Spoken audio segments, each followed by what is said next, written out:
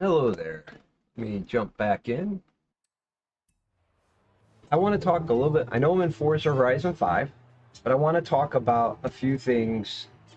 Let's get away from this music. I want to talk about a few things. Now, the car I'm in, I'm going to start this off, is the 2018 Porsche 991 RS GT2 RS. This was the cover car for Forza 7. I could not drive this car in Forza 7. It was impossible. One of the first things I did in Forza 5 was try to get this car. So I can be like, hey, can I drive a Porsche now? Oh, look, I can. If anything, this car is a bit understeery and corner entry for what you'd expect from a Porsche. That being said, I can drive it. Great. I knew. So one of the first things I'll do in Forza 7 is the first Porsche I can get my hands on, I'm going to get in it with my wheel and be like, okay, if I can drive it, that's a good sign. Now, obviously, I'll have a chance to drive other cars and I'll have an idea, but I'm definitely going to be driving a Porsche as soon as I can. I don't even like Porsches, but it's like, I should be able to drive one. I've driven them in Sims. I've driven the older style ones that are hard to control, but they're really controllable with a wheel once you get used to them. Yeah, Forza 7 was impossible. The rear end just came around on me for just about everything I did. So, unless you tuned in. I'll also bring up another problem I had in Forza 7 was any old stock cars. Really, stock cars in general, but especially cars with old willowy suspensions. Couldn't drive them. I'm not going to pull one up here in Forza Horizon 5, because I can't really demonstrate it. They work pretty well at Forza Horizon 5. But stock cars are impossible. You'd have to buy the suspension upgrade, just so you can tune out all the oversteer. You'd barely turn it, and the car would go sliding. And then you still didn't really get the grip, because in Forza 7 you had to kind of drive with that oversteer in mind in order to get the most out of the car. So that's going to be a big kind of deciding factor with the new physics engine and force feedback if wheels are going to be competitive. I think it's really important that wheels are competitive in Forza Motorsport. When it comes out in early release, that's definitely one of the first things I'll be doing is checking with the wheel. I'll be going through all the settings, figuring out what works for me, and reporting back on it. All right. So now that that's out of the way, let's go into some of the other issues I'm going to be looking at. Let me pull up my notes here. Let's talk about aero a bit. I don't know. I don't want to spend too much time on this. I don't know if this is going to be an issue in Forza, if it was even an issue in Forza 7. But it's definitely an issue in Forza Horizon 5, and I'll be looking out for this. And this is, when you add aero to a car, it makes it turn sharper. Now, you say, well, geez, John, if you get aero, of course it's gonna, you're gonna have more turning capability. Here's the problem. Traditionally, with cars with high aero, like GT3 cars and that, you have a lower degree of rotation in your steering wheel to take advantage of it. So you can make quicker motions. I find in Forza Horizon 5, as I go up in speed and the aero starts kicking in, it gets really hard. I have this on max rotation, 1080, and I'm barely turning the steering wheel. Barely. And the problem with this is that it makes it kind of, oops, watch for that car. It makes it a little hard to control the car and be precise with your inputs when just the tiniest motion turns you so much. And then if I take a corner like I might normally take it, it's just too much. Like maybe hey, oh, you see I'm overturning. And the car's out of control and I barely turn the wheel. So it makes precision a really big problem. That'll just be one of the things I'm kind of looking out for when I do Forza. Is this something that's a Forza Horizon problem? Is this a physics engine's problem? Did they fix it? I'll report back and let you know. All right, so what's our next problem? Talked about leaderboards, and I'm going to kind of go through this because now we're getting to the meat of the problem I'm seeing, I'm worried about. And that's especially for open class, because if open class is going to be a thing, you still going to want good racing. There's going to be fast cars and cars built for more for handling depending on the track, and that's fine. But I want to talk about rear-wheel drive power cars. I love rear-wheel drive cars. I love when they have a lot of power and you really have to be careful on the throttle in order to get the most out of them. But rear-wheel drive power cars take it to another level. So I'm going to pull up a car that uh, the name of one of the tunes is the Goliath record holder. I don't know if it still is, but at one point it was. And that is for A class at 800, the Dodge Dart Hemi Superstock. And what I want to show you, yeah, my video before was 25 minutes. Like, oh, you don't want to watch me ramble for that long. That this car can actually spin out the tires at 120 miles an hour. Now, I know you can't see my speedometer. I got triple screens with NVIDIA Surround, so it doesn't show up on the screen you're seeing. But I'm gonna take this car up to like 100, all right, around 110 miles an hour. Throttle. I'm spinning the wheels. So let's go here so you can kind of see what I'm talking about. I'm at about 130. Yeah, still spinning the wheels. 120 miles an hour, still spinning the wheels. That's a little ridiculous. And these cars are so much faster. They're really hard to control with a wheel. The way they're built with tiny front tires, big rear tires. And you're saying, well, this is Horizon, John. This was a problem in Forza Motorsport 7. And I'm hoping that it disappears. And the reason is like, you need a controller to get the most out of them. And not a, in my earlier video, I'm like, hey, where'd that come from? I don't remember that. That little green thing over there, I hadn't been in Horizon in a while. All right, back to that. We'll get distracted again. It's like you see, I just now this car. If I throw the actual Goliath World Record holder tune on it, can hit 240 miles an hour in A class. And the rear-wheel drive power cars are going to be more of a problem in the lower classes. Now, let's go to Rivals real quickly. We're going to go to Rivals and look at the leaderboards. And Rivals is going to be a big thing in Forza Motorsport. Go to A class. Look at the Rivals. Now, this is another thing they need to fix in Rivals is the leaderboards. All these glitch times. Like, seriously, in order to find a real time, you have to go down to like 120. They need PC. They're going to be on PC. There's going to be cheaters. They need to stay on top of this. This is utterly ridiculous that I have to go through so many cars to try and get to a real time. And the soonest ones I think I've found somewhere is probably this guy. The Club Nuts is, you can pretty much rely on those to be real times. So 58.9 with a Ford Coupe 32. And I think it was about 1:03 for the Dodge Dart. So there it is, the 68 Dodge Dart. 1 minute, 3 seconds. I can't really drive these cars. The fastest I was able to get was like 1:04 with one of these. For reference, using an all-wheel drive bone shaker, I could get 1029. I'm not world class, so there's definitely people that can go faster than me with an all-wheel drive car. But you can see, like, I'm not that much slower. Talking 2.6 seconds.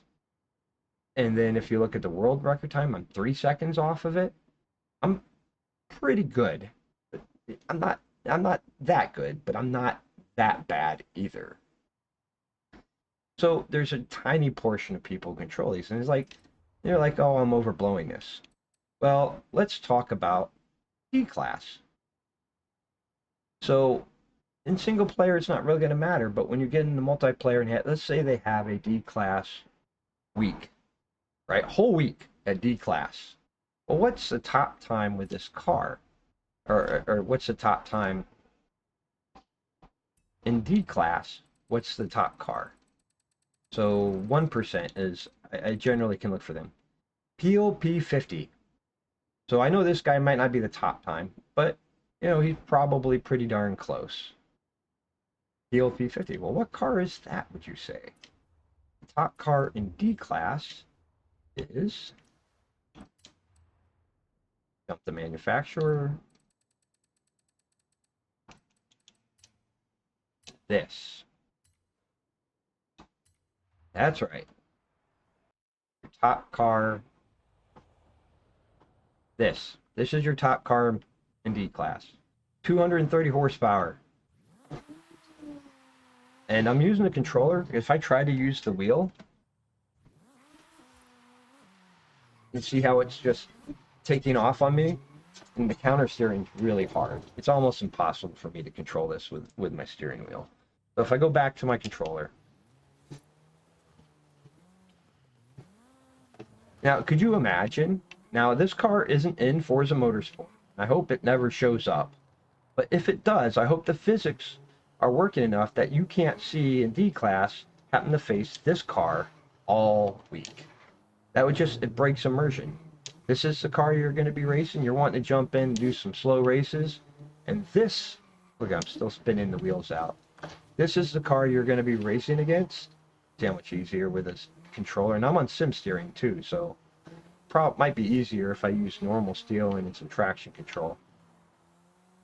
But still, this is the car you're going to be racing against all week, right? You say, well, they did have this car in Forza 7, but they did have this one. Let's go to BMW. So I remember it specifically jumping into a Rivals, and all the times I was facing for top times at it was like C or D class, were against this. Yes, this has 600 horsepower. 600. Are you kidding me? This? It's immersion braking. It really is.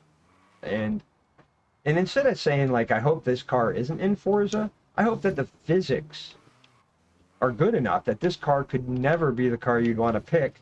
Like, I could see from meme races and, like, for fun, if friends are having fun, they're all racing the same thing. But if you're having to face this in D class, and this is the kind of car you're going to have to drive to be competitive, remember, Forza's going to have ratings.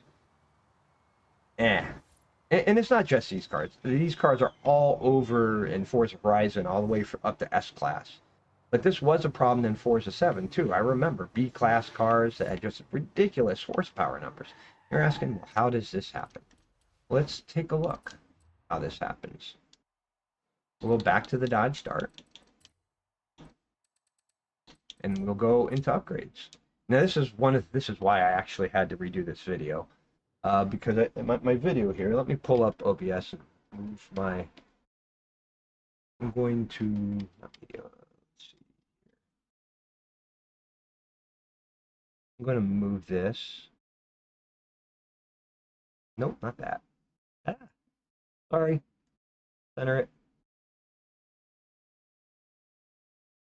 Wow. Sorry about that. Hit the screen. No, not hit the screen. Don't mind me. I don't know what I'm doing. No. Ah, crap. I screwed it. Screwed it up. Well, let me see if I can fix this. Center the screen. And reset transform.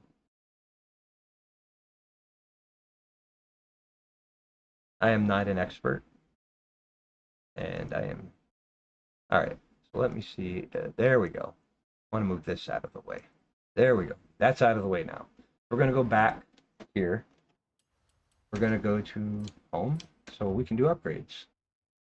And I'm going to show you something quite interesting with this car. I'll go to upgrades. Now remember, I have 1300 horsepower, right? So I'm going to go to engine. I'm going to go back to the original engine. With the original engine, I have 425 horsepower at 2,700 pounds. Okay, 755. I'm going to go to the 7.7 liter V12. And now I have 800 horsepower at 2,585 pounds. Only a 45 PI upgrade. But you're like, hey, it was still an upgrade, right? 800 horsepower? Maybe I'm overblowing this. More of a drag car, right? Remember, this is one of the top time cars or meta cars for this class. So 800 horsepower, 975, still 800. We added twin turbos. We're going to add an air filter, reduce the weight up to 1,000, still 800. Up to 1,091, still 800. Add a cam up to 1,250, still 800. Add valves, 1,300. 1,300, still 800. So what's going on here? Forza has a weird PI system. I think that's based, what I understand, is based on the AI's ability to control the car. The AI couldn't modulate the throttle or the brake. At a certain point of power, the AI can no longer handle the car, thus adding more horsepower doesn't add any more PI. So you got to have tires that, don't have super grip. So if I added tires with grip to this, the PI would shoot through the roof. The new Forza is supposed to have the AI is a lot better. So hopefully they're still kind of using that. This will be a thing of the past. This car should be like an 850 to 860 rated car, not an 800 car. Because without the grip, it's not going to compete with the S-Class cars. But I think it's an 850, 860 car. It's super hard to control. I get that. There's a skill-based thing there, but it should be about the racing, not who can handle the most meme-style car. In some cases, like if I took grip off this car, I could actually reduce the PI by adding more power, which is utterly ridiculous. Now, another thing that should save multiplayer is tire wear. These cars burn up the tires like mad. That would make them probably impossible to use in multiplayer, as long as multiplayer in open class series has tire wear. Rivals will not probably have tire wear because I want you to be able to do lap after lap after lap. Even then, so these cars could ruin Rivals, even if they're not useful in multiplayer. These cars need to die. They need to go away because it's not going to be fun. Like, you won't even be able to look at the leaderboards and be able to figure out, what cars are good and which ones aren't. So this is kind of what I'm gonna be looking for. I will be looking for this. Can I build a car, a power rear-wheel drive car? I know we have spec series, but I think open series can be fun. But I think if these cars exist and they're viable, it's going to take away a lot of the fun. If they're viable in Rivals, it's going to kind of ruin Rivals. So let's go back, continue working. So yeah, any amount of horsepower increase should always increase the PI. I'm sorry. This should be a drag car almost entirely. So that's hoping when it releases. These are things I'm going to be looking at when the game releases on Thursday. It might take me a few days to get around to it, but I will be back and I will let you know what I find. So if that's it, let me bring up OBS here, and I hope you have a good evening or good day, depending on where you're at. And if you want to know more, I'll see you later. Bye.